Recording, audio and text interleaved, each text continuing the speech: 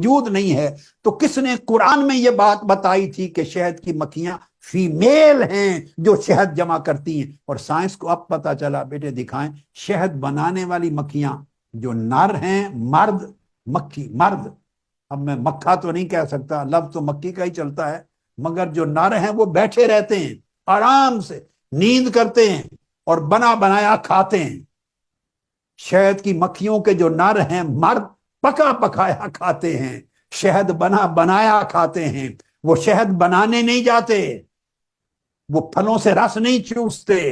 وہ پھولوں کے رس نہیں چوستے، وہ دھکے نہیں کھاتے، دھکے شہد کی مکھیاں خواتین کھاتی ہیں جو ان کی ویمن لیگ ہے۔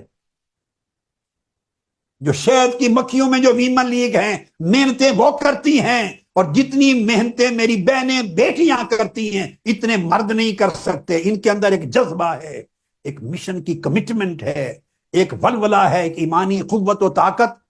اللہ پاک نے یہی قوت و طاقت ان شہد کی مکھیوں میں رکھی ہے کہ مرد انتظار کرتے ہیں کہ شہد ملے تو کھائیں گے، اور سارا سفر طے کر کر کے شہد لانے، بنانے اور پیڑ سے نکالنے کا عمل فیمیل مکھیاں کرتی ہیں، جس کو میں شہد کی مکھیوں کی ویمن لیگ کہوں گا۔